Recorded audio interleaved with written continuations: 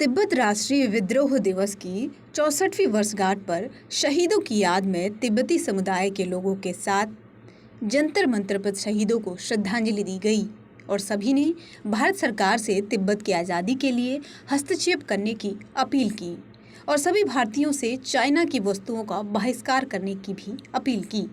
इस अवसर पर आचार्य येसे फुनसोक जी, पूर्व deputy speaker CTA, Bharat Tibet समन्वय संघ की राष्ट्रीय महामंत्री महिला विभाग श्रीमती संध्या सिंह जी, दिल्ली प्रांत संयोजक श्री रॉबिन शर्मा जी, राष्ट्रीय महामंत्री युवा विभाग श्री कुणाल यादव जी, उपाध्यक्ष दिल्ली प्रांत महिला विभाग श्रीमती साधना चौधरी जी, उपाध्यक्ष दिल्ली प्रांत महिला विभाग श्रीमती पारुल गुप्ता जी, दिल्ली प्रांत जिला मंत्री महिला विभाग श्रीमती वंदना महाराज जी, प्रांत संयोजक श्री अजित दुबे जी, तारिक जी, राकेश जी, भविष्य जी, रजत जी, करिश्मा जी आदि लोगों का तिब्बती समाज के प्रति विशेष सहयोग रहा।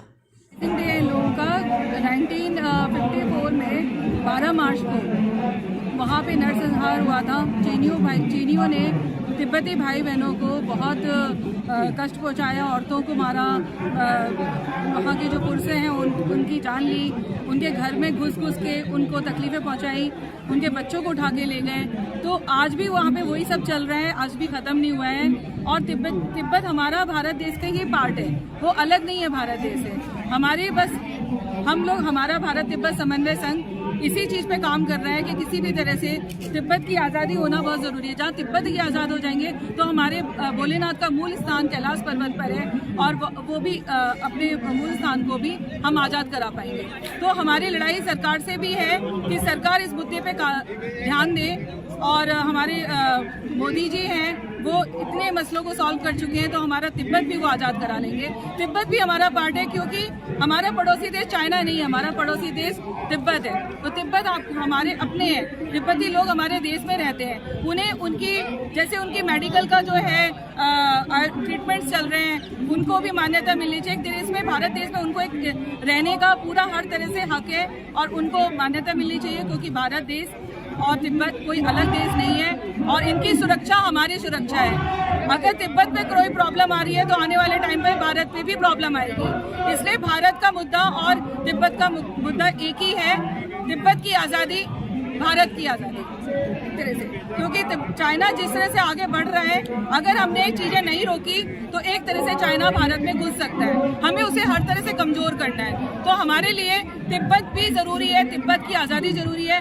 हम परम पूज्य दलाई लामा जी, अभी ऐसा नहीं है कि भारत सरकार सुन नहीं रही है, काफ़ी हद तक अब ध्यान देने लगी है। और आने वाले टाइम पे अब आप देखिए ना कि जब तक इसको जन आंदोलन नहीं बनाएंगे, जब तक एक व्यक्ति भारत का तिब्बती लोगों के सपोर्ट में नहीं आएगा, तब तक ये आवाज़ हमारे सेंट्रल गवर्नमेंट की तरफ भी नहीं जाएगी। क्योंकि हमें इसको जन आंदोलन बनाना पड़ेगा, और ये हमारे लिए भी सुरक्षा की बात है। हम लोग सोच नहीं पा रहे हैं, हमारे भारतवर्ष के लोग नहीं सोच पा रहे हैं कि चाइना किस तरह से लोगों पे हमला कर रहा है, लोगों को तकलीफ पहुंचा रहा है और उसके अंदर इंसानियत नहीं है। आपने बीच में कोविड का देखा ही था। अगर हम चाहें तो हम एकजुट हो जाएं, चाहे तिब्बत हो, चाहे भारत हो, सब लोग मिलजुल कर इस मुहिम को आगे बढ़ाएं, हर तरह से कमज़ोर करा जाए चाइना को, तो एक दिन तिब्बत आज़ाद हो जाएगा और भारत की सुरक्षा भी बढ़ जाएगी। हम हर साल अपने मांगे भारत सरकार को, दुनिया भर को मेमोरेंडम दिया है, कई बार हम सुनाते आ रहे हैं, नारे भी करते हैं। आज की जो दिन है वो नेशनल वुमेन अपराइजिंग डे है। तो हमारे इतिहास में ये बहुत ही बड़ा दुख भरी दिन है। आज के दिन में हमारे लाखों महिलाएं घरों से घसीट के कोटाला के ग्राउंड में मारा गया है चाइनीज कम्युनिस्ट के द्वारा।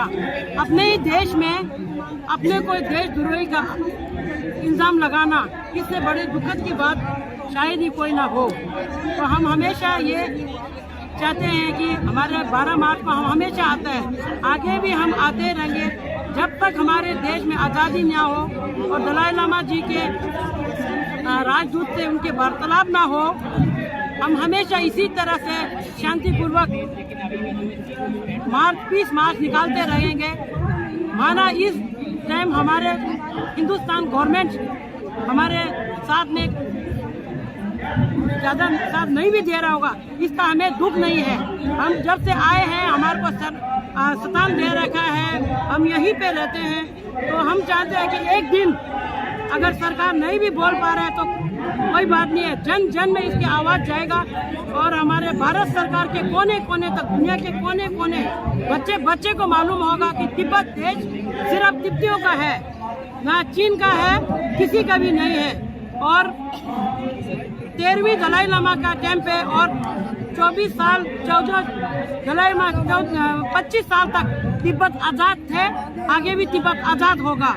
और भारत सरकार और हमारे भारत सरकार से क्या मांग रहेगी आपकी?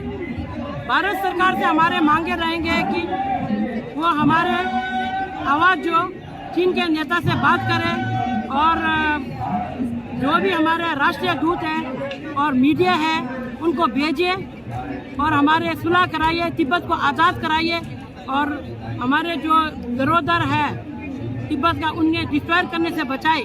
हम यही चाहते हैं। जो अभी हमारे बच्चों को DNA टेस्ट किया जा रहा है और माँ बाप से अलग रखा जा रहा है, 5 साल से 15 साल के बच्चों को हमारे भाषा भूल जाए, संस्कृति भूल जाए, इसलिए हम चाहते हैं कि हमारे बच्चों को हमारे सोसाइटी में रखें और तिब्बत के लैंग्वेज पढ़ाया जाए, उनके बारे में जागरूकता दिया जाए।